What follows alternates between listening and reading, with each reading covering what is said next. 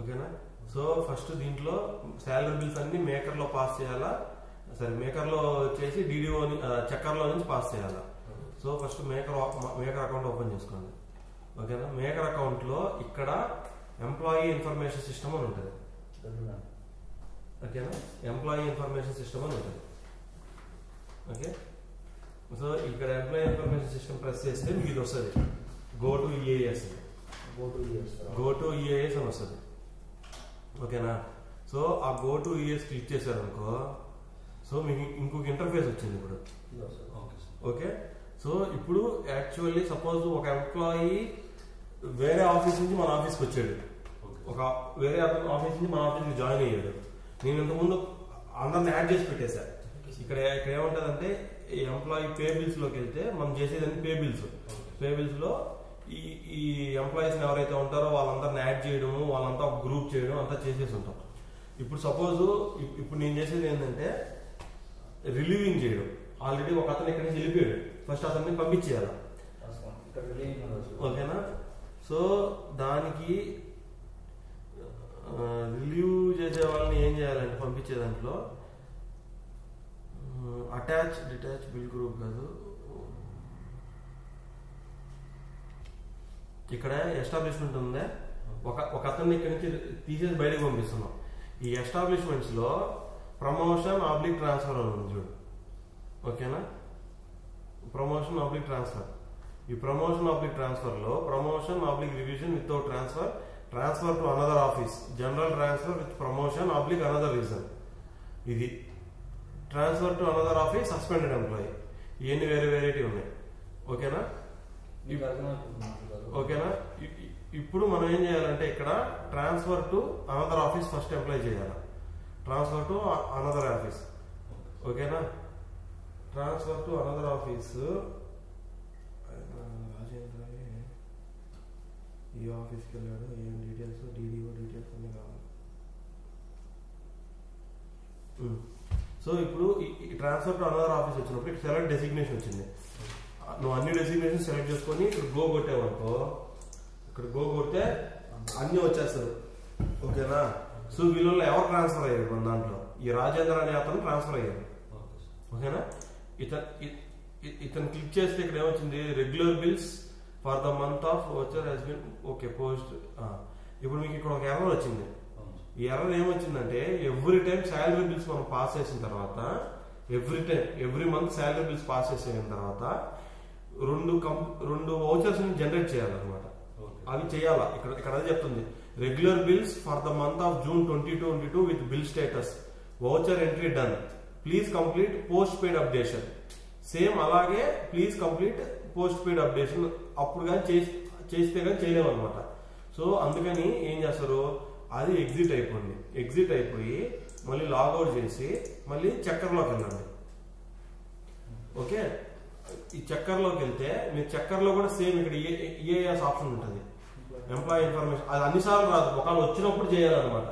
ఓకేనా. Employee information go ఇటు EAS వస్తుంది. ఇప్పుడు మీకు ఇక్కడ పే బిల్స్ ఉందా, ఎస్టాబ్లిష్మెంట్ వెరిఫికేషన్ లో ఏముండదు, పెండింగ్ టాస్క్ ఏముండదు, మీకు శాలరీ సంబంధించింది కాబట్టి పే బిల్స్ లో ఇక్కడ ఆఫీస్ బిల్స్ లో ఇక్కడ చూడండి, ఇక్కడ మీకేముంది, రెండు ఉన్నాయి, పోస్ట్ పెయిడ్ అప్డేషన్ అని, పోస్ట్ టు పీపీఆర్ అని. ఈ రెండు చేయాలన్నమాట. ప్రతిసారి శాలరీ బిల్స్ అయిపోయిన ప్రతిసారి పోస్ట్ పెయిడ్ అప్డేషన్ కొట్టగానే ఈ ఫైనాన్షియల్ ఇయర్ వచ్చింది, ఇది గో క్లిక్ చేసుకుంటే రెండు బిల్స్ వచ్చాయి మీకు ఇక్కడ. ఓకేనా. ఒకటి ఈ రెండు బిల్స్ ఏందో నేను మళ్ళీ చెప్తా. ఈ రెండు బిల్స్ ని అప్డేట్ చేయి. ఓకే. ఈ రెండు అప్డేట్స్ చేసిన తర్వాత మళ్ళీ ఇదే పే బిల్స్ లో పోస్ట్ టు పీపీఆర్ ఉంటుంది. పోస్ట్ టు పీపీఆర్ అది చేస్తే ఇది వస్తుంది, లేకపోతే అది చేస్తే కనబడదు. ఇక్కడ ఏ మంత్ వచ్చింది, ఏ మంత్ అది జూన్ మంత్, గో. అక్కడ కూడా సేమ్ ఈ రెండు బిల్స్ కనబడితే ఈ రెండు బిల్స్ ఇప్పుడే కాదు, లాస్ట్ టైం అందరికి శాలరీస్ ఇచ్చాక వెళ్ళిపోయాయి. అవి మనం బిల్ పాస్ అయ్యాక మనం ఏం చేస్తామంటే అప్డేట్ చేస్తాం, పాస్ చేసాము అనేసి. ఓకేనా. ఇప్పుడు మళ్ళీ ఎగ్జిట్ అయిపోండి, లాగౌట్, మళ్ళీ మేకర్ లెవెల్లో లాగిన్ చేసామంటే మళ్ళీ ఈ employee information system go to EAI system. ఇప్పుడు transfer to another office. Okay, ఇక్కడ ఎవరు ట్రాన్స్ఫర్ సెలెక్ట్ చేసాం. ఇప్పుడు సెలెక్ట్ చేసాం చూడండి, రాజేంద్ర అని ఏమొచ్చింది, ఇది other bills status. Okay, other bills with bill status voucher done cannot relieve until the post paid is done. So ఇంకా ఇంకోటి ఏదో పోస్ట్ పెయిడ్ చేయాలి, అదర్ బిల్స్ లో ఏదో పోస్ట్ పెయిడ్ వెరిఫికేషన్ చేయాలి. ఎడ్యుకేషన్ అలవెన్స్ బిల్ చేయాలి. మళ్ళీ చక్కర్లోకి వెళ్ళండి, మళ్ళీ employee information go to EAS. అప్పుడు మనం అదర్ బిల్స్ ఇక్కడ చేసాం కదా ఎడ్యుకేషన్ అలవెన్స్. ఇప్పుడు మళ్ళీ ఇక్కడ పే బిల్స్ లో అదర్ బిల్స్ అని ఉంటుంది. ఇంతకుముందు మనం పే బిల్స్ చేసాం. అట్లా కాకుండా అతనికి ఏం చేసామంటే పోయినసారి మేము అదర్ బిల్స్ ఇచ్చాం, వేరే బిల్స్ ఇచ్చాం. అంటే చిల్డ్రన్ ఎడ్యుకేషన్ అలవెన్స్ ఇచ్చాం.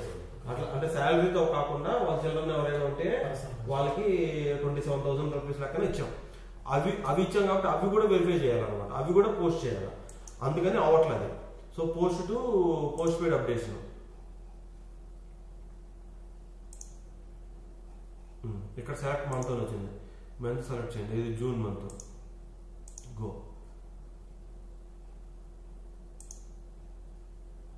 మనం జూలైలో పే చేసినట్టున్నావా?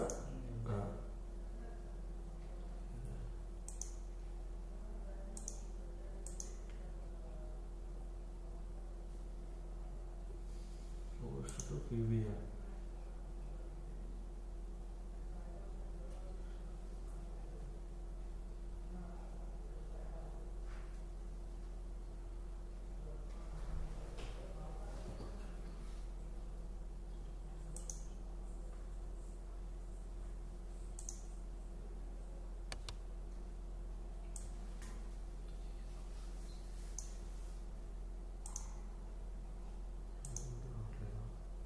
మనం ఎప్పుడు పాస్ చేసింది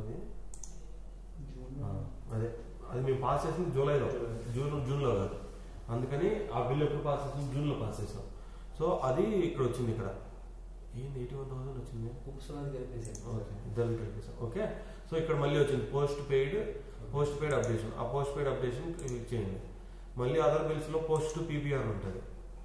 ఓకేనా, ఇక్కడ మనం EAS other bills processed through EAS అంటే ఇది ఈఏఎస్ ప్లాట్ఫామ్. మీరు ఇందాక ఎంటర్ చేసినప్పుడు go to employee information system అని వచ్చింది కదా, దాంట్లో ఇక్కడ 3 రకాలు ఉన్నాయి, external bills, retirement bills, EAS other bills processed through EAS. ఇదే దీంట్లోనే ఆ జూలై సెలెక్ట్ చేసామంటే అదే వస్తుంది. అది సెలెక్ట్ చేసుకొని పోస్ట్ టు పీబీఆర్ ఆ రెండు చేయాలన్నమాట. ఓకే, ఆ post paid updation post to PBR. మళ్ళీ ఎగ్జిట్ అయిపో, మళ్ళీ మేకర్లోకి రా, లాగిన్ అవ్వు, employee information system go to EAS. దీంట్లో ఎస్టాబ్లిష్మెంట్స్ లో transfer promotions, transfer to other office other employees, మళ్ళీ అన్ని డెసిగ్నేషన్ సెలెక్ట్ చేయి. ఇప్పుడు రాజేంద్ర చేస్తే వచ్చింది. ఇప్పుడు రాజేంద్ర ట్రాన్స్ఫర్ ఆర్డరు, ఆయన ఆర్డర్ నెంబరు మనం ఇచ్చాం కదా, ఆయన ఆర్డర్ నెంబర్ లైన్ ఏమంటాడా కనిపించింది. ట్రాన్స్ఫర్ ఆర్డర్ నెంబర్ మనం ఇచ్చిందా సార్? మనం ఇచ్చింది, మనమే ఇచ్చుంటాం ఉందిలే. ఓకే, ఆయన ఆర్డర్ నెంబర్స్ ఉంటాయి, ఒక లెటర్ ఇచ్చి ఉంటుంది. ట్రాన్స్ఫర్ ఆర్డర్ నెంబర్ మనం ఇచ్చిందా సార్? ట్రాన్స్ఫర్ ఆర్డర్ నెంబర్ అంటే మెయిన్ ఒక ఆర్డర్ వస్తుంది కదా, ఆర్డర్ నెంబర్ దాంట్లో కూడా ఇక్కడే ఉంటుంది. అది కూడా అది రిలీవింగ్ ఆర్డర్ డీటెయిల్స్ సార్. ఇక్కడ మన 81 ఇక్కడ వచ్చింది. ఇది రిలీవింగ్. ట్రాన్స్ఫర్ ఆర్డర్ డీటెయిల్స్ అంటే ఇక్కడే ఉంది కదా, DLQ 7244 అది అని.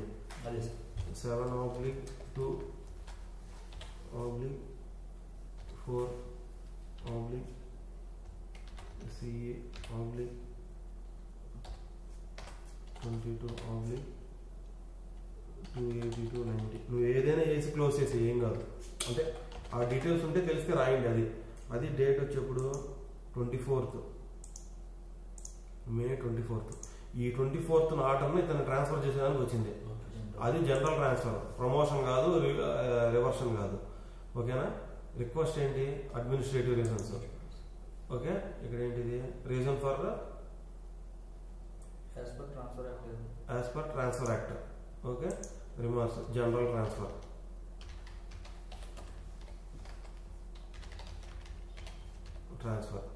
ఓకేనా, ఇప్పుడు ఏ ఆఫీస్కి ట్రాన్స్ఫర్ అయ్యాడు. ఓకే, నీకు ఆఫీస్ తెలుసు అనుకో, ఇక్కడ రాయొచ్చు సర్చ్ టు ఆఫీస్. ఇప్పుడు నీ ఏ ఆఫీస్కి సెలెక్ట్ అయ్యాడో అతను అడిగితే చెప్తాడు నువ్వు ఏ ఆఫీస్కి పంపించావని. ఆ ఏ ఆఫీస్కి పంపిస్తే సెలెక్ట్ ఆఫీసు, ఇది సెలెక్ట్ చేసిన ఇది వస్తుంది. ఓకేనా. ఇప్పుడు ఈ కంట్రోలింగ్ ఆఫీసర్స్లో ఎవరు కంట్రోలింగ్ ఆఫీసరు? మన అర్బన్ డెవలప్మెంట్ 030. ఓకే, మన ఆఫీస్ 030 అర్బన్ డెవలప్మెంట్. ఇక్కడ మన ఆఫీస్కి ఒక కోడ్ ఉంటుంది. మన ఆఫీస్ కోడ్ ఎంత? 317007 మన ఆఫీస్ కోడ్. కానీ అట్లాగే ప్రతి ఆఫీస్కి ఒక కోడ్ ఉంటుంది.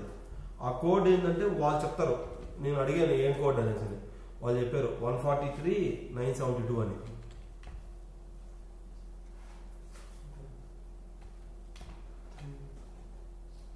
ఇక్కడ అన్ని కోడ్లు ఉంటాయి. ఓకేనా. ఇక్కడ మన ఆఫీస్ కోడ్ కూడా ఉంటుంది. ఇదిగోండి ఇక్కడ ఇది 317007 మంది. ఇదిగో ఇది మంది. ఇక్కడ పేరు పడలేదు కానీ 317007 ఇది మన కోడ్. ఓకే, అట్లా అన్ని కోడ్లు ఉంటాయి. ఇప్పుడు వాళ్ళు ఇచ్చిన కోడ్ వచ్చి 143,972 అంట. 143,972. ఇదిగో Hyderabad central electrical division 1.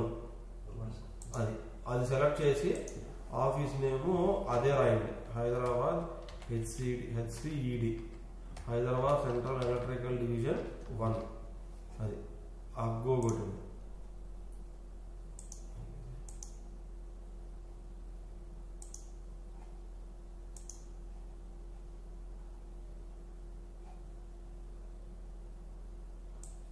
minimum 3 characters excluding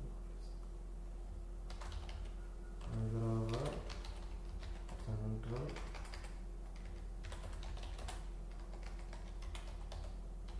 Electrical Division. Okay, go. No record found in such criteria.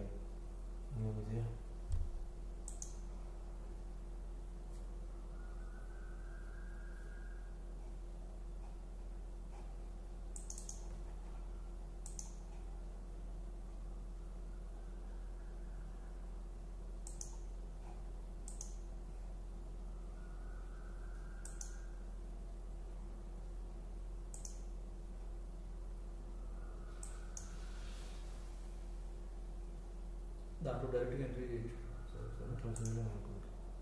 Office posting not no, office PO DDO code, office other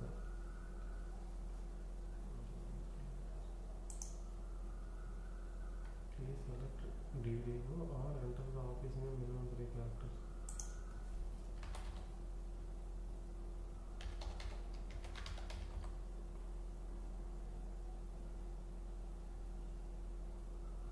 Minimum 3 characters office name excluding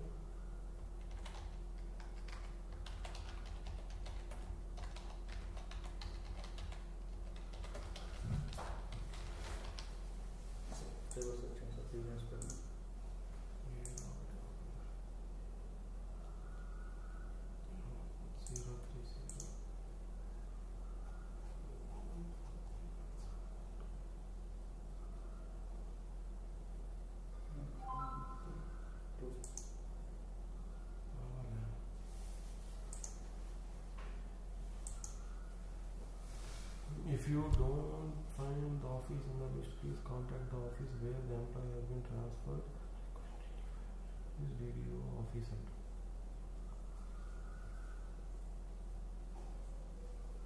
okay, LPC generate చేయకుండా transfer చేయలేమేమో. So okay, దీనికి transfer చేసే ముందు అదే ట్రాన్స్ఫర్లో ఇక్కడ generate LPC అని ఉంటుంది. కానీ ఇది ట్రాన్స్ఫర్ అయిన తర్వాత వస్తుంది. ట్రాన్స్ఫర్ అయితేనే వస్తుంది.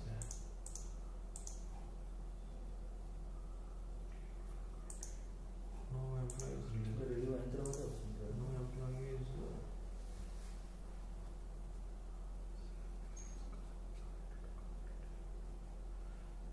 ఫస్ట్ ట్రాన్స్ఫర్ చేయాలి. ఓకే, మళ్ళీ ఒకసారి ట్రాన్స్ఫర్ ఆర్డర్ నెంబర్స్ అన్నీ ఎంటర్ చేయాలి. 1/4/C/22/282/90 ఎప్పుడు 24th May general transfer as per transfer act, general transfer. Okay, ఇప్పుడు సెలెక్ట్ ఆఫీస్, ఇది 030143972. అది చెప్పలేకపోతే మనకు తెలియదు, ఇంకా వాడు ఏ ఆఫీస్కి వెళ్ళాడు, వాడు కోడ్ ఏందో మనకు తెలియకపోతే మనం చేయలేం. 972 ఇక్కడ కొట్టకుండా గో అని కొట్టండి, అప్పుడు నీకు ఇక్కడ ఈ ఆఫీస్ చూపిస్తుంది. అప్పుడు ఇది సెలెక్ట్ చేస్తే ఇది వస్తుంది, select and return.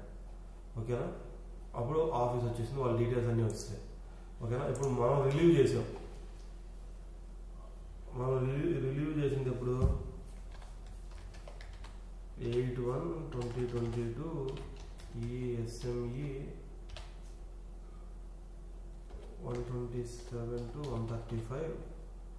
Order date ఎప్పుడు ఇచ్చిన ఆర్డర్ డేట్ 7/7 జూలైలో 7/7. ఓకేనా, రిలీవింగ్ ఆర్డర్ డేట్ రిలీవ్ కూడా ఆ రోజు చేసింది. అదే డేట్ని రిలీవ్ చేసాం, ఆఫ్టర్నూన్ రిలీవ్ చేసాం. ఓకేనా, నెంబర్ ఆఫ్ లీవ్ శాంక్షన్స్ 0. మనం number of days leave sanction preceding joining type మనకేం ఇవ్వాలా, లీవ్ టైప్ ఏం లేదు, అసలు ఏం అవసరం లేదు. Okay, salary paid up to మనం 36 దాకా ఇచ్చేసాం ఆల్రెడీ. ఇఫ్ ఎనీ బిల్ ఏమన్నా ఉంటే ఎల్టీసీ అడ్వాన్స్లు ఏమన్నా అతనికి ఇచ్చుంటే ఇచ్చినట్టు, ఏం లేదు కాబట్టి సేవ్ కొట్టండి. అయిపోయిన తర్వాత రికార్డ్ సేవ్. సో ఇప్పుడు ఇతను రిలీవింగ్ అయిపోయాడు. ఇప్పుడు రిలీవ్ అయిపోయిన తర్వాత మనం ఏం చేయాలంటే ఎల్పిసి జనరేట్ చేయాలి, లాస్ట్ పే సర్టిఫికేట్ అనమాట. Okay, of transferred employees, generate LPC transferred employees. Okay, ఈ ట్రాన్స్ఫర్డ్ ఎంప్లాయీస్లో ఇక్కడ మళ్ళీ ఆల్ డిసిగ్నేషన్స్ సెర్చ్ చేస్తే రిలీవ్డ్ బై కరెంట్ డిడిఓ. నేను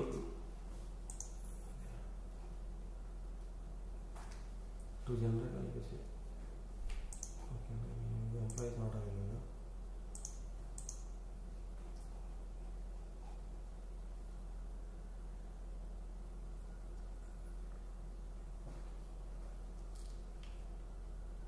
ఒక్క నిమిషం, ట్రాన్స్ఫర్ అయ్యాడా లేదా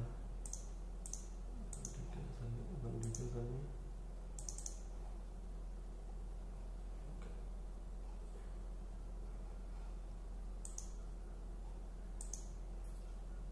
సేవ్. దీన్ని అప్రూవ్ చేయాలనుకుంటా. అప్రూవ్ చేసేదానికి చక్కర్లో ఉంటుంది, అప్రూవ్ చేయాలి. అది ఇప్పుడు చూడండి, అది మనకి ఏదైతే అక్కడ డేటా సేవ్ చేసామో చేసినవన్నీ చక్కర్ అప్రూవ్ చేయాలి. మేకర్ చేస్తాడు, చక్కర్ అప్రూవ్ చేయాలి. సో చక్కర్లో నీకు వెళ్ళగానే ఇక్కడ ఎస్టాబ్లిష్మెంట్స్ వెళ్ళగానే నాకు రాగానే వెరిఫికేషన్ ఇది చూపించేసింది.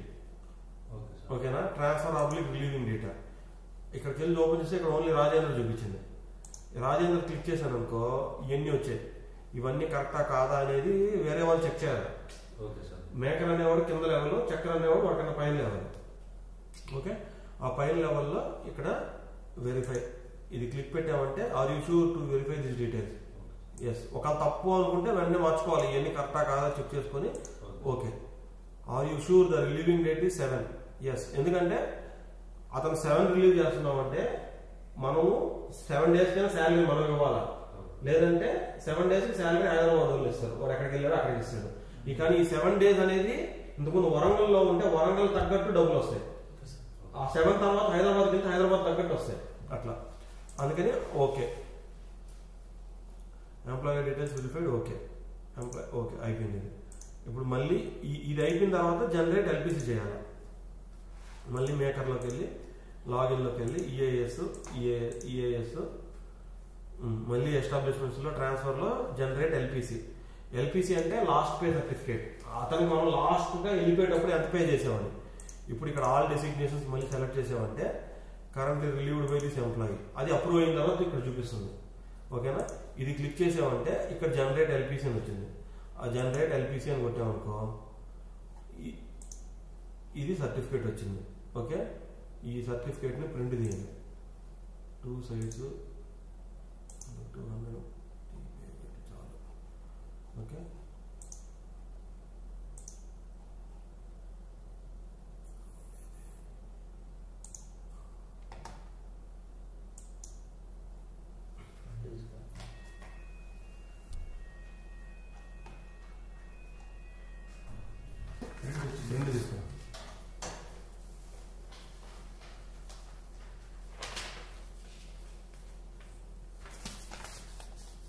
లాస్ట్ పే సర్టిఫికేట్ ఎక్కడ పెట్టాము అర్థమైందా?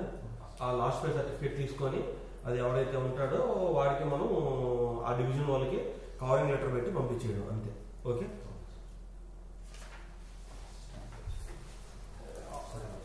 ఆ స్టాంప్ మళ్ళీ వేయాల్సి వస్తుంది. ఓకేనా? సో ఆ జనరేట్ చేసామంటే అయిపోయినట్టు మనకి. ఎట్లా ఇదిగో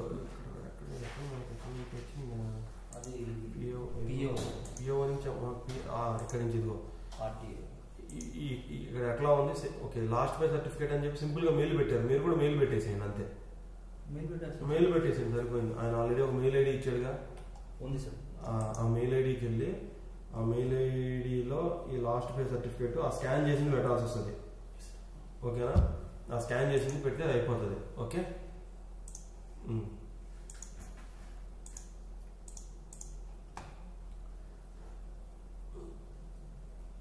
సో ఇదేంటంటే ఎంప్లాయీని ఎవరైనా రిలీవ్ చేయాలి అంటే ఏం చేయాలి అని ట్రాన్స్ఫర్ అయిన తర్వాత అది మన ప్రాసెస్ దీంట్లో చేసి జనరేట్ చేస్తే ప్రాసెస్ అవుతుంది. ఓకే.